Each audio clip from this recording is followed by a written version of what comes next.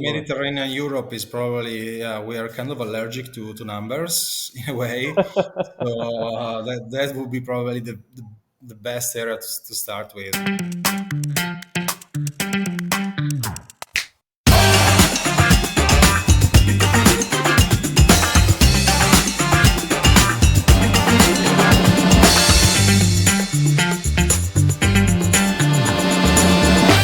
Hey, welcome to PropTech Stars founders. Today's guest is disrupting the real estate industry in Italy with a B2B AI-driven platform.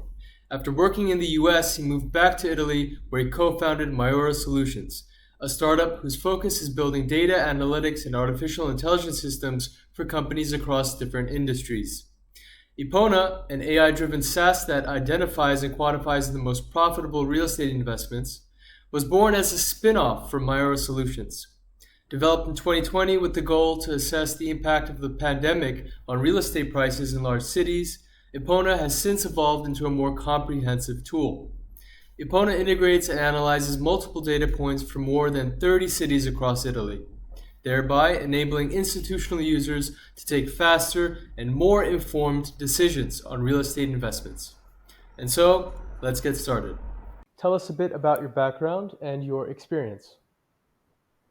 So even if we are talking about prop tech, I don't come from that industry. I don't really come from the real estate, but I actually come from the hospitality industry, where I worked for several years building decision-making systems and working on pricing and revenue management, especially selling holidays. So that's a little bit the background. And then after, I was working in the US. For some reason, I got a little bit tired. I wanted to come back to Italy, and I founded a data analytics company with my co-founder Emilio, and then we moved also towards the real estate industry, found in Epona. Very nice, very nice. Okay, so what's the most exciting thing about being a startup founder? Well, I have to say that you really, achievements, you really feel them like achievements. Like I was working in big corporations before, and I mean, you're happy when you do your job in a good way, but when it's your own startup, it's your own thing, it's much more exciting, and it gives you a lot of freedom to test and try new things. So we try to pivot and adjust our way all the time, even too often sometimes. But I think that's the most fun part, to be honest. Yeah, and especially since you don't come from a real estate industry background, you come with fresh ideas and a fresh perspective to a really old industry. So I think it gives you an advantage potentially over others. It does, and also a disadvantage at the same time because there is always the we've always done in this way, so don't come up with weird ideas. But let me say we have a very different perspective. So sometimes we might be perceived as naive. Sometimes we are cool. Depends with whom you talk. That's good. That's good. All right. Next question. Can you describe the journey that led you to start a prop tech related company? Wow. So this is, let me say, as I said, we were working mostly in hospitality before with my company, my co-founder, and then we ended up in March 2020 with most of our clients fighting not to go bankrupt, basically because of COVID. So our amount of work was reduced a lot. We didn't have many projects going on, and at the same time, I think for an age thing, we're based in Milano, and everybody above their 30s, when you go out, everybody's talking about real estate. I mean, the house is very important in Italy. So, yeah, we were in that situation, not much to do at work, still looking for a house or an apartment or something. And we guessed, okay, what's going to happen now with the real estate market in Milano? Because Milano is the hottest place in Italy to buy a property. And Hmm. so we started this system to track down the evolution of prices of apartments across time on a daily basis during COVID. And it kind of started just as an experiment, just out of curiosity, to be honest. We were really curious about what was going to happen.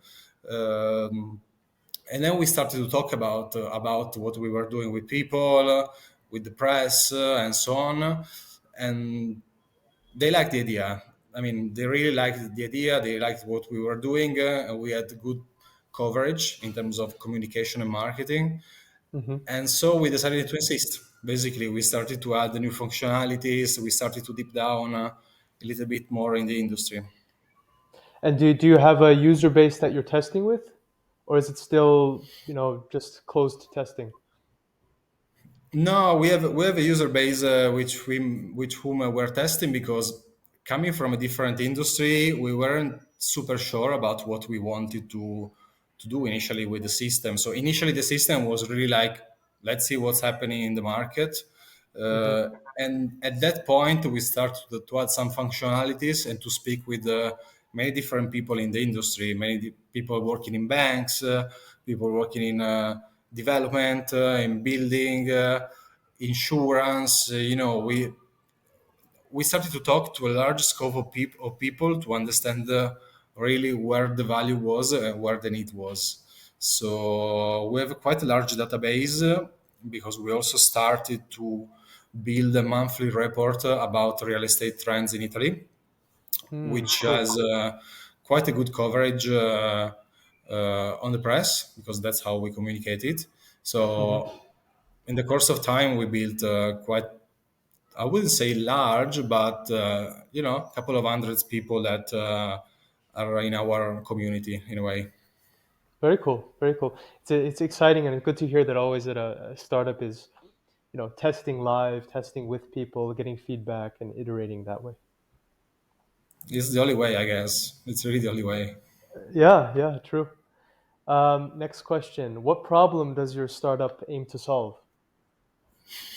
So we are trying to solve the fact that the real estate market in Italy, at least in Italy to start with, suffers from a very lack of consistent data and digitalization. So in terms of digitalization, it's probably one of the lowest digitalized industry, even though it has a huge impact on the GDP, on the economy, because when the real estate grows, the whole country grows. And still, it's really done in the old way. Plus, technically speaking, the data about real estate transactions and so on, everything should be public, but datas are all over the place. Let me say, we Hmm. come from the hospitality industry, where we were bombed with a lot of data to take decisions daily. And Hmm. then we go to the real estate, where the amount of money is much higher, and you have PDF updated once every 6 months on a way. Then you have weird data about transaction and don't really match up. It's a little bit confusing, and it leads to take inefficient or sub-efficient decision with a lot of money lost. Yeah, I can imagine. I mean, you see also some countries like the US has a pretty robust real estate industry that is highly data dependent, highly data optimized. A lot of APIs, a lot of large companies that provide data. But then I can imagine in Italy, not a lot of people are working on this, so there's still a lot of catching up to do, similar to other countries as well, maybe other areas in Europe, Spain, Portugal. I'm Yeah, sure it's similar. Mediterranean Europe is probably, yeah, we are kind of allergic to numbers in a way. So that would be probably the best area to start with. I mean, Yeah. there's probably a lot to do, and also in countries where they are already at a good level of analytics, but we started here. Good place to start, especially Milan, where it's a very hot real estate market. It Next is. It question. is incredibly hot. Yeah. Yeah. Next question. Can you explain how your product or service works in simple terms? Yeah, basically, what we do is on a daily basis, we gather different kind of data for approximately 30, 35 cities across the country, all the biggest one, and we gather um, the ads data, so rentals and sales data. We get transaction data. We gather data about the cities, like green areas, bus stops, metro station, how many shops, and we put them together in the same in our database, in our same repository, and with that we analyze them with our algorithm, and we provide the forecast for the next how the prices will evolve in the next future. um, and also we create a reporting database that show where the data, where the numbers are going, and so on. Hmm. Interesting. Okay. So, who is your target audience and how does your product benefit them? So at the moment, as I said, we started analyzing a little bit of different kind of possible clients. At the moment, we are pivoting more towards a financial perspective. So we're mostly discussing with banks and insurance, because we found that it's probably where there is more value in bringing, let me say, more analytics, more bringing the opportunity to evaluate properly a portfolio of assets. So, for more institutional clients. Exactly, exactly. So we are strictly B2B, and we're talking with this kind of people Hmm. uh, because it's, let me say, in a way, the people that speak our language a little bit more. Okay. Very nice. Next question. What sets your product apart from your competitors? I would say that at least our competitors in Italy, there are companies providing data to analyze buildings, analyze efficiency, analyze the value of buildings. Hmm. They really use very static data, um, and they also have a very building perspective rather than a financial perspective. So it's something that it's been designed mostly for engineers or people working in the construction, while Hmm. we are getting this more financial approach. Okay. And can you share some of the key challenges you faced while building your startup and how you overcame your key challenges? Well, in our specific case, for Epona, it was really finding the data, finding all the different data, because they are really spread apart in different database, different places, different formats. So it was really to identify the right data. And initially, it was also to find the good KPIs, because we don't come from that industry and we weren't super sure about what to analyze. So we had some ideas, but we had to talk to a lot of people to get to what was really helpful. Uh, Plus, let me say, there is a general difficulty in building a startup in some countries like ours, where building a business is not super easy, because there is a huge amount of bureaucracy. It's Hmm. rules, difficult language, so it's a little bit complicated when you start the first time. And politics and a lot of things may not be as streamlined as I mean, you have experience in the US, so you have that's an interesting question actually. What is the difference from the US to Italy that you've seen in terms of the business world? To be honest, I think it all comes back to, in a way, the language, because the way in which laws, rules are described in the US, but also in the United Kingdom. To be honest, like Anglo-Saxon countries are much more straightforward, and it's much Mm-hmm. easier to understand what is required to do, because they really work in bullet points. So step one, two, three, boom, done. Hmm. Hmm. I mean, they have rules, they have paperwork, even a lot of paperwork, but it's super easy to understand. In countries like Italy, all the paperwork is written in a very, very, very complex legal way that if you don't come from that background, it's very hard to understand. I And see. therefore, you need to rely on some other professional that will help you, but Hmm. that will take time and money. I So see. I I think see. that's the biggest problem. That's interesting. I wonder how that's gonna change in the future then. I hope it's gonna it's gonna change in the future. Okay, how do you see the prop tech industry evolving, and how does your startup fit into this future?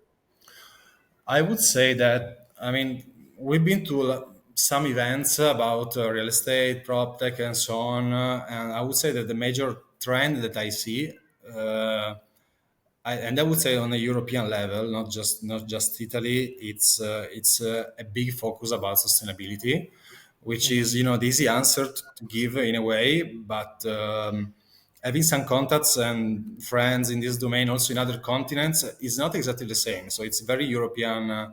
It's a very European focus, and I think it goes really across the board. So whether it's materials, construction way, whether it's data and analyze the energy efficiency of buildings and so on. Hmm. I think that's going to be the main focus for everybody in the next couple of years. In terms of how we fit into that, we are trying to gather also this kind of data. So data about energy efficiency and how the different levels of energy efficiency impact the value of a property, which is something Hmm. that we already do because it's become really a key factor in taking the decision of an investment. Both Yeah, on the value of the property and also on the maintenance cost. So it's something that we're working on to. I mean, we're working to keep up on this. that's an interesting topic because I know some countries like Germany, for example, they have implemented laws where real estate owners have to, upgrade certain features to meet energy efficiency standards by 2050. Do you know if Italy has similar laws? Yeah, yes. I mean, Italy spent a lot of money, public money, in the last couple of years for some energy efficiency renovation programs for the real estate. Hmm. It's been quite controversial because the government spent really, really a lot of money. But I think it goes in the same direction that the European Union has drafted with your house needs to meet certain level of energy efficiency to be on the market. New properties must have this kind of efficiency because I think that living in a continent with limited resources for energy beside the renewables, it's really the focus for everybody here. Yeah, yeah, I agree. Next question. Can you share any success stories or achievements that your startup has had so far? Um, yeah, I mean, I would say that now having a platform that runs on over 30 cities is already something we're quite proud of, considering how Nice. randomly the idea started. Hmm. Um, so we also had the opportunity to speak with big banks, big players, and so on. And I would say that, I mean, initially it's kind of a vanity metrics, I understand, but initially when we launched the idea, we started to gather some data and we communicated them. We, I mean, it was really a blast in terms of press coverage. We ended Nice. up on the big national newspapers, the main ones about economy and so on, and something that we were not expecting. So at the time was pretty exciting, and it also gave us a lot of contacts and enabled us to get some business networking. And did you onboard any new clients or potential customers as a result of this media coverage? Yes, yes, absolutely. We every time we have some press coverage, some articles about us, or even journalists asking us to do some kind of analysis. Then we have some people asking what we're doing, how we're doing it. We get invited to events, so it's something that being a B2B business, it's something that it's been really helpful for us. Very good. Okay. Next question. What's your business model and how does your company generate revenue?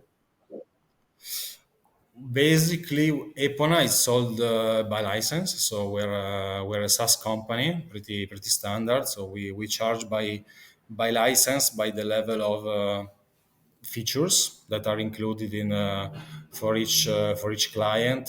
We're still working a little bit on differentiating some more standard version and premium versions. Hmm. In addition to that, we started a couple of years ago as a consulting company, basically. Hmm. So we're also using and leveraging our data from Epona and to sell ad hoc projects for clients who might need it.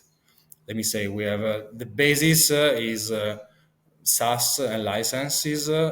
Everything else is an extra, but we try to keep both streams, both revenue streams at the moment.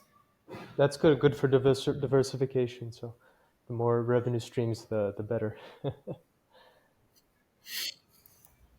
Next question. What's the biggest risk to your company and how are you managing it? Let me say, in terms of business, well, there is some level of risk related to talent and people leaving because it's quite complicated for a small company like ours to find people. But I would say Hmm. that's probably normal for every kind of startup because it's hard to attract people, then you need to keep them, and then otherwise the hiring process takes a lot of time. Yeah. And since you're a small team, every time you lose somebody is critical because everybody's kind of not, I mean, not essential, nobody's essentially life, but very important.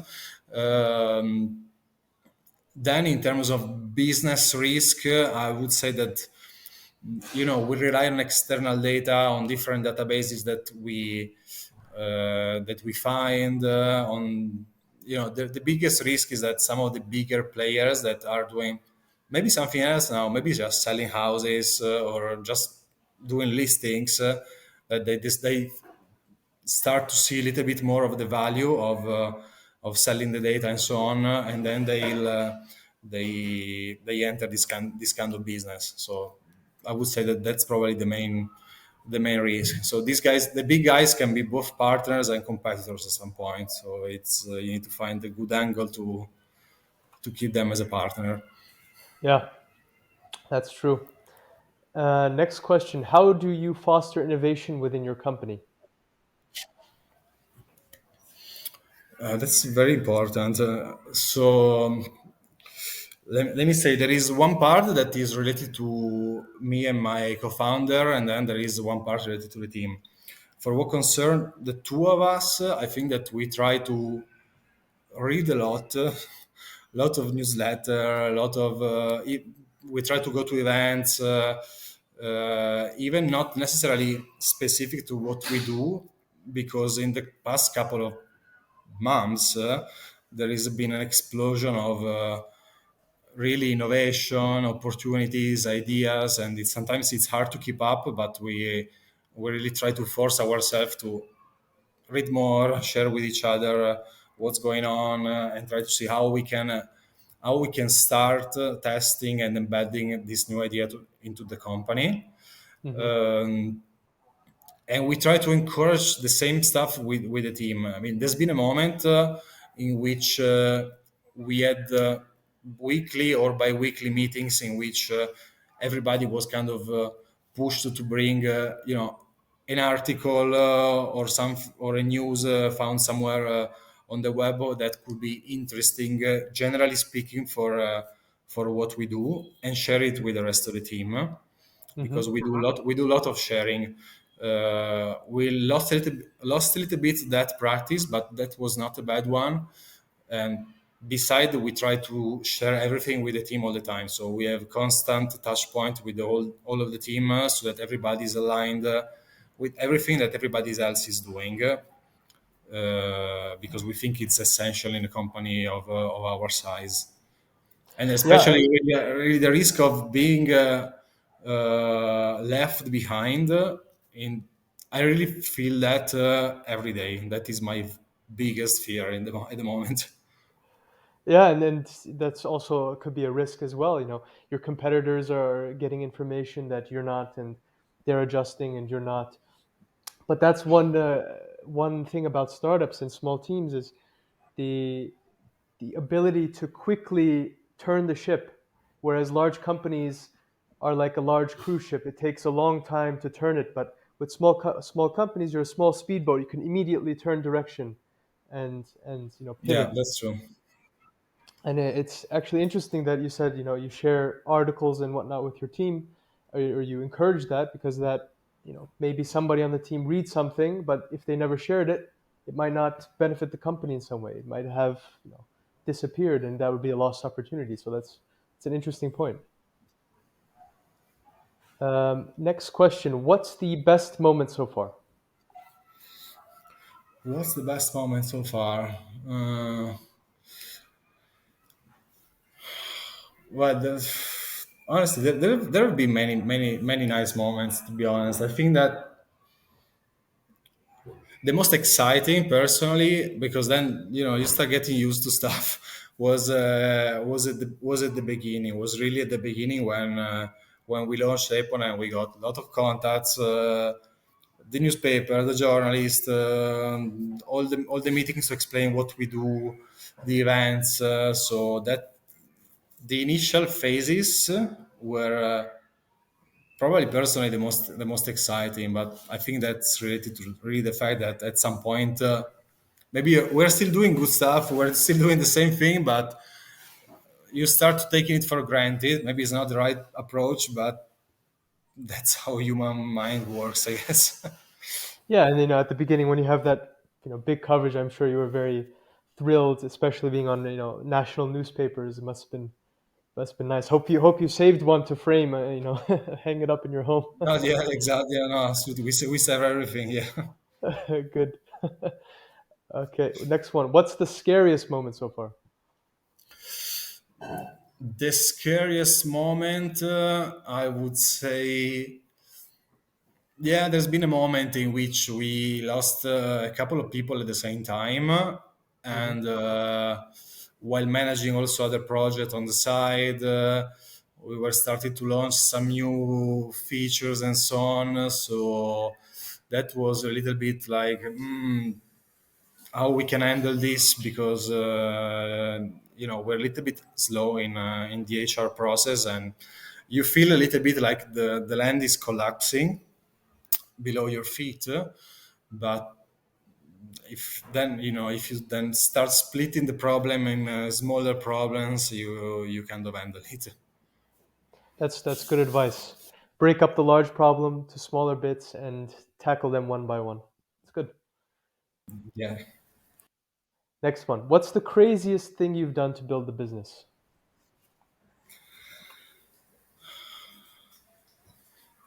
Personal or professional, or just Either one. building the business in Italy is the answer. Something, out of the box that you said, okay, this is an idea. Let's try it, and then it actually worked. um, Good point. Good question. I'm not sure. It's. I think it's. I don't know. Maybe at the beginning with Epona, it's really about when we really decided to invest in it, because it was like, okay, we have nothing to do. What should we do? Let's try this. Mhm. But at that point, we already had a company. I think that personally, probably, I mean, both my business partner and I had good jobs before, so I think that. But that happens to every startup founder. We had good jobs, so we said, okay, enough. Let's do something from zero, and let's earn nothing from a couple of years. Yeah, I mean that's a huge risk that many people aren't comfortable in taking. So that definitely qualifies. Yeah, yeah, Uh, and I don't know if it what it does about our mental health in a way, but but hey, that's part of it. Next one. If you could go back in time, is there anything you would do differently when starting your company? Many, many, and I would say that probably the most important thing initially, I would have, I would have been more. When you start a company, you always have some sort of adventure mood and so on, and you don't really think about every possible outcome. You say, yeah, let's start this, and then we see how it's gonna go. And we should have planned a little bit more for many scenarios, like the best and the good scenarios, and we should have been a little bit more clear with what's going to happen if we what are we going to do if this happens, what are we going to do if this happens, what are everybody's tasks, especially also between co-founders and so on. So I would suggest clarity, super clarity since the beginning, because I mean you should start a company knowing that there is a large possibility that it will not work, but you should plan as if it's gonna work very well. So at least you avoid misunderstanding, conversations, and so on later. And has that initial idea from when you started Epona changed quite a bit to today? Yes, many times, honestly, many times. And it happened both with Epona and also with our previous company doing data analytics. We evolve, we pivot a lot. Yeah, we as you said before, we are very fast in pivoting. We're not like the big cruise ship. Because yeah, we're flexible enough to do it, and I think that we're curious enough to do it. I think it's also not just being fast, but we like to try new things, and it was really different idea. Then it was our idea, and then the market didn't understand it the same way. Everybody was telling, yeah, but you could do that, you can do that, and so you start a little bit getting contradictory messages, and you need to find okay, what is the one that I should follow. Hmm. Hmm. Okay, and then finally, what advice would you give to somebody looking to start their own prop tech startup? I would say people always often start with an idea, and I spoke in the past couple of years with a lot of people who were really scared about sharing their idea. No, but if I speak too much about this, then people are gonna steal my idea, or you know what? It's I would suggest to speak with a lot of people, honestly, with to share the idea with a lot of people working in the industry, even with different perspective. Get a lot of feedback since the beginning, because I think that I mean I've learned that honestly it's much better to launch something fast and adjust rather than taking months, spending months with your own idea, and then you start speaking about your consolidated idea or your stuff, your program, your software, whatever, and you spent a lot of time in developing, and maybe the market doesn't like it, or you you were looking at things from an angle that is not interesting enough because you Hmm. were worried about somebody stealing your idea. But if it you need to start really building a community around your idea since the beginning, because that's going to be really helpful in pivoting since the beginning. I mean, because then the risk is that you fall in love with your own thing, but it's your own thing, and unless it works commercially, maybe it's It's a not a nice idea, startup but if idea. it doesn't Yeah, work, exactly. Yeah. Otherwise, it might not be a valid startup idea, and then you've just wasted time because you're trying to perfect yeah, it. yeah. Yeah. Wise words. Wise words. Well, that's all the questions I have, Andrea. Do you have any closing remarks? Anything else to add? No, it's been great talking to you. Thanks a lot for this conversation. Hey, I'm Batu. Thanks for watching. Comment down below and let me know what you think about this conversation, or if you have any recommendations for future videos. And before you go, Don't forget to like and subscribe for more videos like this. Take care. See you soon.